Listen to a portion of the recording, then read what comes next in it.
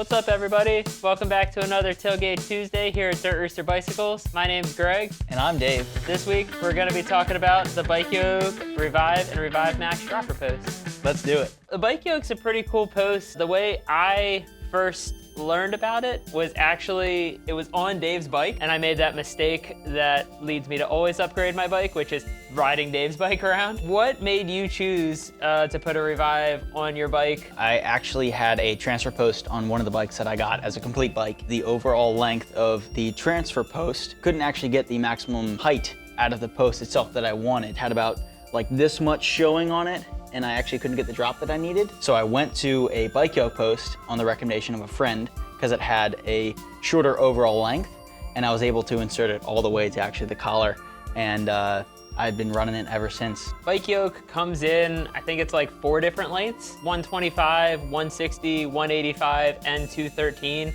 And then it comes in a whole range of diameters, like most of your common ones from 30.9 to, it's actually called the Revive Max at the 34.9, which is what comes on most like Specialized. I think what really took me when I test rode Dave's bike was I was used to riding a one-up post, which works really well, but the Revive was just like so smooth. Yeah. Like, I think you had it set up with a wolf tooth lever. Yeah, it's kind of nutty. Yeah. It's kind of ridiculous. Yeah. In their actual design intent, they talk about being IFP-free, so there's no internal floating piston on the inside, which a lot of other posts use. Because of the back pressure required to run an IFP, they ran into a lot of service issues with IFP posts, and also the Stiction that you were talking about comes from the fact that you have to run an IFP in it to get a sealing service. With the Bike Yoke, they have a completely sealed hydraulic system with no IFP that allows them to have that super smooth kind of action to it. In addition to that, if you get any sort of sagging in it, what goes along with the Revive name, the little Revive button there, so you put a 4mm Allen wrench in there, you can feel it engage, then you push that down and it takes any sag out of your post and just has it operating like normal. I've done this like in the middle of a trail ride when I've accidentally pulled up on my saddle, and it's just like 2 seconds and good to go. Really cool feature to have. They do have a max rider weight on this. If you're over 250, it's not recommended for you, and at that point we'd probably lean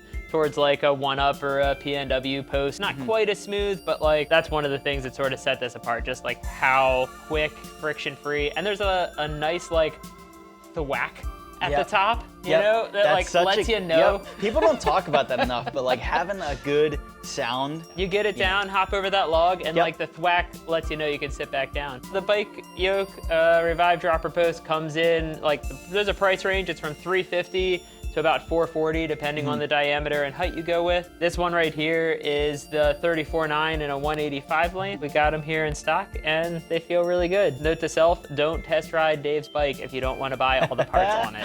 My friends give me good recommendations. That's all it is. I can't take the credit. That's the Bike Yoke Revive, and we'll see you in the future. Dude, I feel like we just had a good conversation. we did. I feel like the best levers are bearing actuated levers, or levers that actually have some good feel to them. So like a wolf tooth, or any of the Tailless levers, or the Fox transfer levers even. I'm partial to that PNW loan lever. Really good. Just because you get the little soft touch, and it has the big bearing as well. And you got color and everything, and all the little bits that you'd want. I got to test ride a bike today that also has the PNW little like shift. Oh, when it matches, it's good. It's really good. That's like such a nice touch. When you get both and you're like, man, I don't want to shift into harder gears. I only want easier and dropper posts. Yeah, right. So, Ding, ding, ding. Yeah. Like paddle strips or something.